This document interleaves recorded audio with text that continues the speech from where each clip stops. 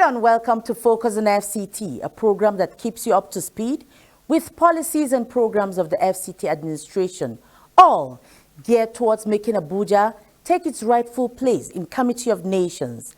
I am Mariam George Jitubo.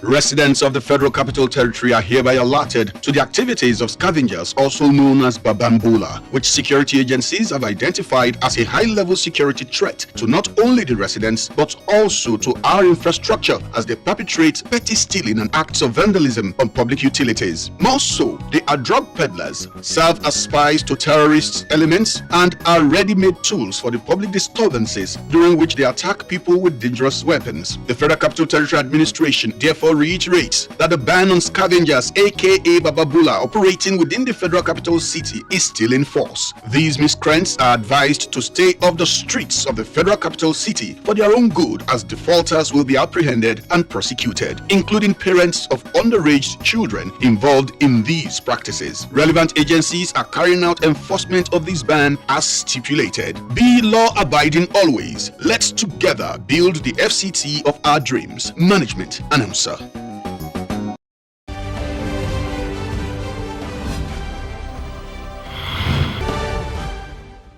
The fCT Rural Water Supply and Sanitation Directorate is set to meeting up with the 2030 target of ending open defecation in the territory.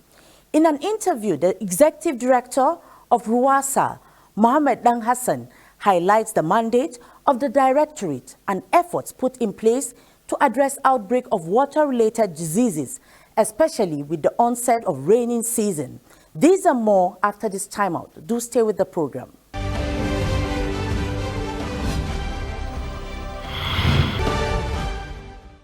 I now have with me the Executive Director, fCT Rural Water Supply and Sanitation Directorate, RUWASA, Mohammed Dang Hassan. Glad to have you join us on Focus on fCT. Thank you very much. I appreciate you for having me. It's a pleasure. Let's kickstart on this note. How has RUWASA ensured healthy and hygienic rural communities in the fCT? Thank you very much. That is a very important question, because that is one of our mandates, ensuring adequate and affordable water supply to our citizens and basic sanitation and hygiene services. As you are aware, RUWASA is about 2 years old in terms of establishment, but we've been there a long time ago. But it's just following the national policy on water and sanitation that mandates states and fCT to establish RUWASAs in their domains. And since we kickstarted, we started with sensitization, visit to our rural communities, ensuring and taking inventory of water points that are functional and those that are not functional, and also the state of basic sanitation and hygiene, most especially in the provision of toilets in the household and also toilets in public places, because that will ensure safety and hygiene provision. So we started with sensitization, and after that, we have taken Kwali Area Council as our model area council to ensure that Kwali becomes open defecation by the middle of this year. That has been our target. As you are aware, in the whole country, 774 local government areas, we only have 102 local government areas that have been verified and certified officially as open defecation free. However, fCT with 6 area councils, we are not on that map. So we, with the collaboration of UNICEF and Federal Ministry of Water Resources, so the fCT is targeting to make Kwali open defecation free, to join the other local government areas, and then we use the experience that we gather from Kwali and replicate it in the other 5 area councils. So that is what we're doing right now. Now, enlighten us further on the core mandate of your directorate. Our core mandate is to ensure adequate, safe, affordable water supply services to our rural citizens, and also ensuring the provision of basic sanitation and hygiene in our communities, because that ultimately has a great impact on the health of the citizens. That is our main mandate. Well, we know that your mandate has to do with eradication of open defecation. But when you go to rural communities, you still see some people going about this ugly trend without any caution. What do you say about that? Thank you very much. Not just in the rural communities, even within the city. And you see people, they prefer the open air, they call it air condition, while they are answering the call of nature. So it's multifaceted. It's not just the provision of the infrastructure. You can have toilets everywhere, and still people will choose to defecate in the open. Another important aspect is attitudinal change. That is why we embark on sensitization. We need to sensitize our people to remind them of the importance of managing our waste safely, such that it doesn't backfire, boomerang, and affect our health. So it's not just the rural communities, but also the urban centers. And apart from sensitization, in the rural communities, we do what is called CLTS. That CLTS is a concept initiated by an Indian. It's called community-led total sanitation. These are certain techniques you apply. When we apply them, if you apply one technique, it doesn't work, you change it, apply the other one. Eventually, you get the right technique that will suit that particular community, because there are no two communities that are 100% alike. When you apply those techniques, the techniques are meant to demand the communities to demand a change in themselves. We don't want to enforce it on them. When you apply these techniques, the citizens, the rural dwellers, they will be the ones to demand the change that, yes, I will ensure that I will have toilets in my house. I'll make sure the environment is clean. I'll ensure that the excreta are safely managed and we don't defecate in the open. So those techniques, that is what we have applied, CLTS, and it's working for us. And we're having some progress, especially in Kwali Area Council, that we are concentrating.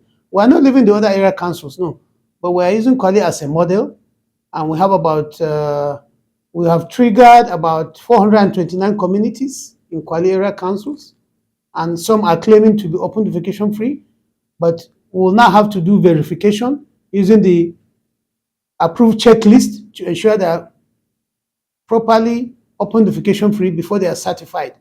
And we're also doing in some area councils, like in Buari, where we have intervention from Japan International Cooperation Agency. We're also doing that concept. And recently, there is Water Aid. They have come. They want to intervene in 4 communities that we use as a model. Once we use this as model and we see the successes, we replicate the successes and experiences in the other communities. So that is the concept we're applying in the rural communities, called CLTS. While in the city, the sensitization on the use of public toilets in public places, and also ensuring plazas and filling stations allow people, not necessarily their customers, to use the facilities, and also sensitize the people that make sure you use these facilities and you leave it better than you made it, because some will go in and mess the whole place. And that is what we found out. That's why they lock it up and only allow their staff to use. And passers-by will have no choice but to defecate in the open. Talking about open defecation, are there sanctions for people that engage in this ugly act? Yeah, in some states and some communities have set up their own laws.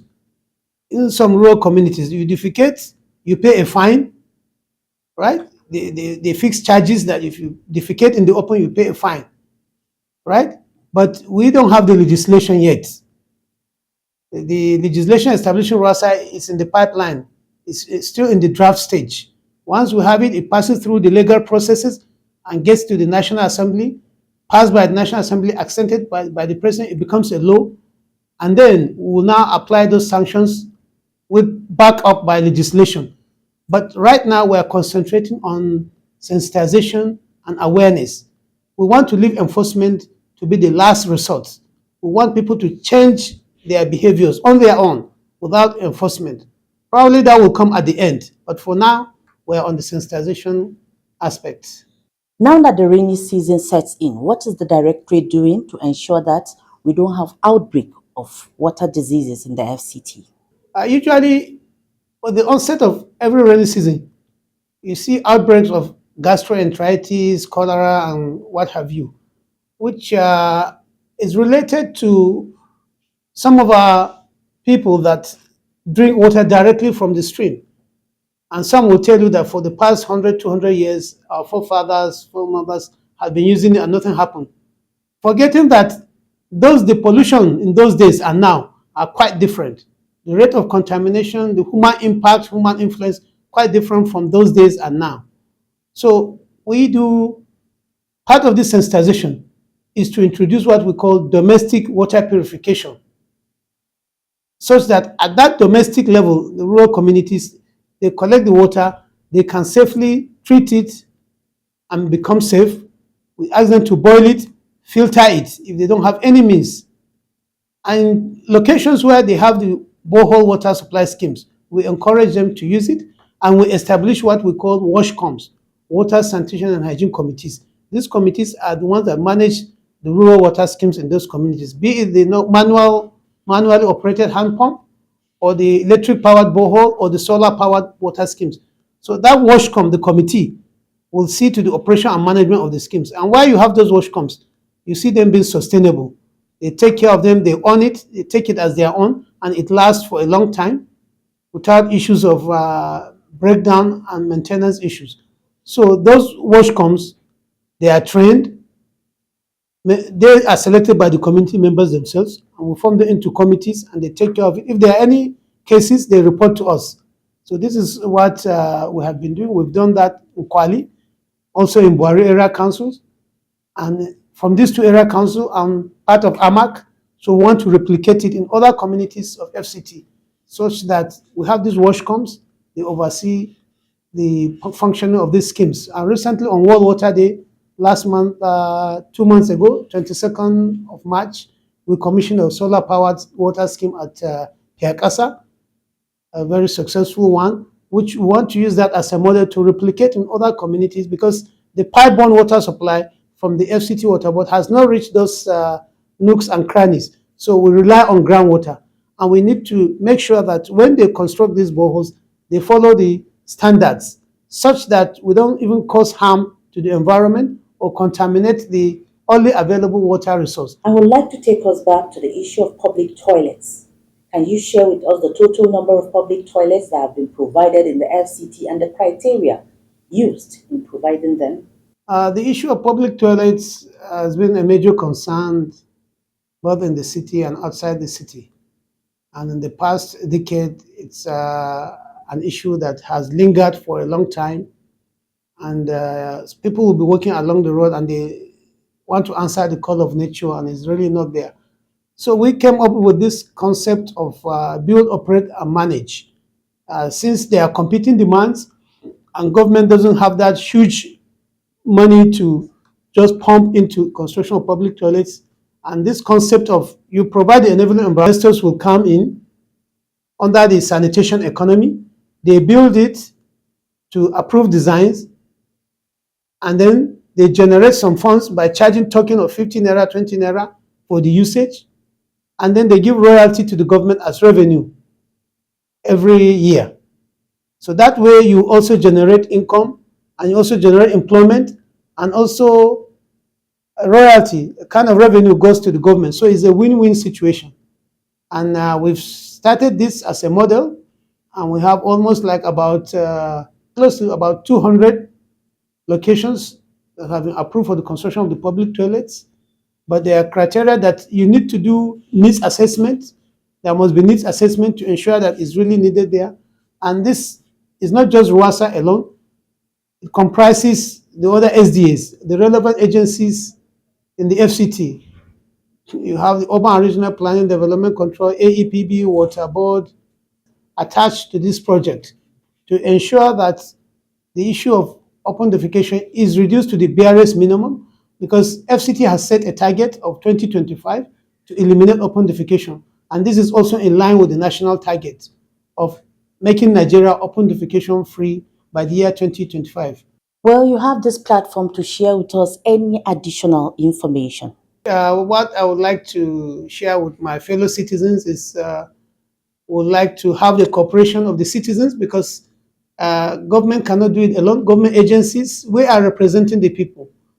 We are not just doing it on our own. Whatever we do is for the good of the country, and we want to leave a good legacy.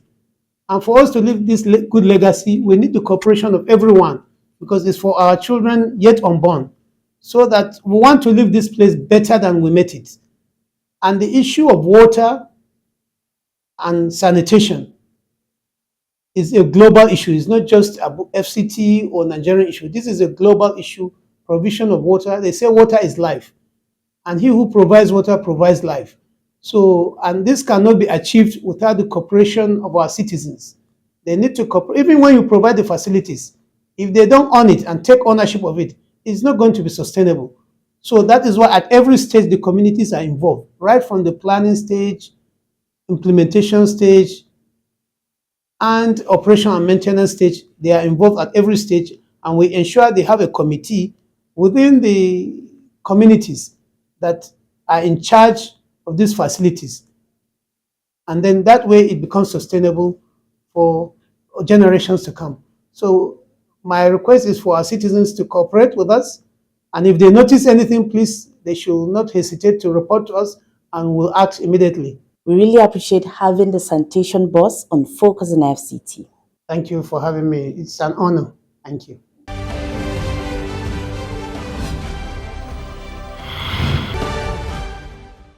Indeed, with the construction of public toilets at strategic locations across the 6 area councils, as well as provision of potable water in rural communities, the drive of ensuring a hygienic environment will be achieved. Next is review of fCTA activities for the past week. For exhibiting high sense of commitment to duty by bringing their wealth of experience to bear, the fCT administration reciprocated by rewarding hard work. 10 retired fCTA directors were honored for a job well done. fCTA Permanent Secretary Olushade Adeshola encouraged those still in service to emulate the lifestyles of the retirees, whom he says had contributed in no small measure to the success of the fCT administration, urging all staff to endeavor to project the administration in good light. For those of us still in service, we are also able to reflect on your tenure with the view to emulate your good deeds and abhor bad behaviors that manifested in the course of our service. As senior citizens and ambassadors of the fCTA, I therefore urge you to endeavor to project the fCTA administration, the seat of government, in good light before all Nigerians in particular and the international community in general. All of you who have impacted positively in the life of the residents of the fCT and have worked towards the development of this city, and you are now looking back and smiling and thanking God for what you have done. Assurances for staff capacity building to ensure better performance was re-echoed. Without mincing words, I count you privileged, because looking back, you realize that not all made it this far. I want to thank God because I came here as a young girl, and after 35 years of hard work, I'm exiting the civil service. I just want to advise those who were leaving behind that they should do their best. God has a way of paying you in ways you didn't expect. And if you do your best, when you leave a happy person. But if you didn't do your best, you will not live a happy person. From my own experience, I think I did my best. I'm living happy because I know that I could still have a second phase of life if God gives me the opportunity. The 10 directors who pulled out of service between January and March this year cut across the fCTA secretariats, departments and agencies with awards presented to them. The fCT school inspection team visited Karishi town. Secretary for Education Sani Dahiru El Katuzu, who led management team to some public and private schools, reveals that measures have been taken to create conducive learning environment for pupils and students and also safeguard fCT schools. The improvement in the number of security men guarding our schools, the provision of gadgets, and in fact the installation of some gadgets that alert system that will alert the security operators that something nasty is happening within school premises is commendable, and I think it should be emphasized and worked on. On the assessment of academic activities on the first day of resumption, the secretary gave a pass mark. Resumption generally is satisfactory.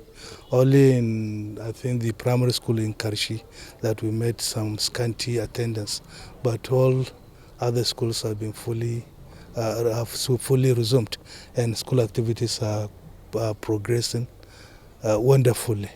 Principal, Government Secondary School Karishi Yahya Muhammad disclosed that out of more than 2,000 students, 662 students are on ground on the first day of resumption.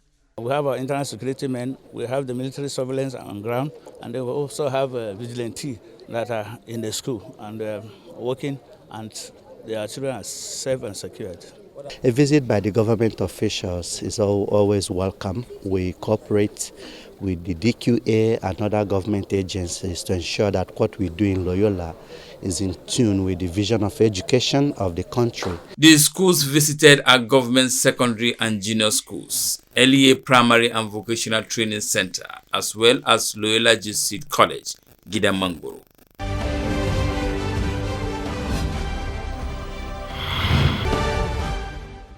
Stand by for our Sanitation Watch for this week.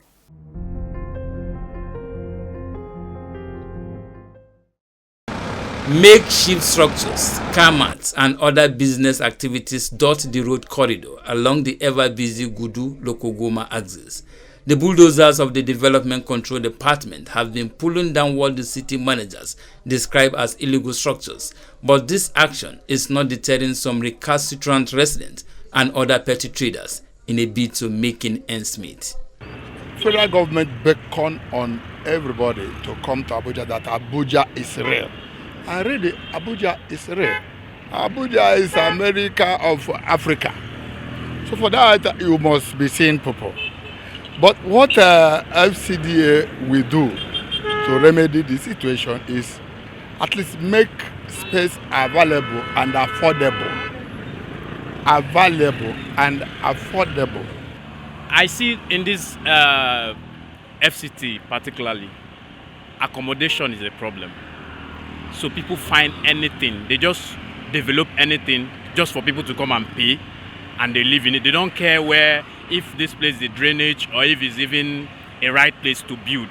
So sometimes I find it difficult to understand why they don't even care. Even if they are coming to demolish, they will just say, let's just build. Even if they will come to demolish, it will take years. The Senior Special Assistant on Monitoring, Inspection and Enforcement to the FCT Minister Iharu Atta says the administration is not resting on its oars in sanitizing the nation's capital city, reiterating that Abuja is a planned city which must be protected at all times. If you must live in the city, operate in the city, do business within the city, you must do it within the context of the law. Every parcel of land is planned. Every parcel of land is already meant for a particular purpose and a land use. And when you contravene that, you certainly will not be having it very funny here. The road showed us, like I said, is planned for us to have a safe portion from the road itself in the event of accident, event of a faulty car, where cars can park off, not where people turn into market and trading spots. The equation on the lips of many is that when will there be an end to the ugly development, as residents are demanding more informal markets, while the city managers, on their part, are resolute in ensuring that the status quo must be followed to avoid FCT's sledgehammer.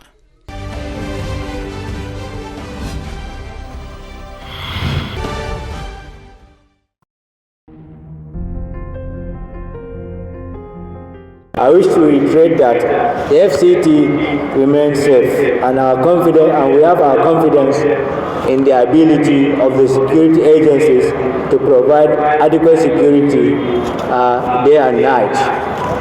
And from what we have seen in the immediate past, a lot of successes have been recorded, and I believe they will continue to be recorded, particularly with the provision of these vehicles.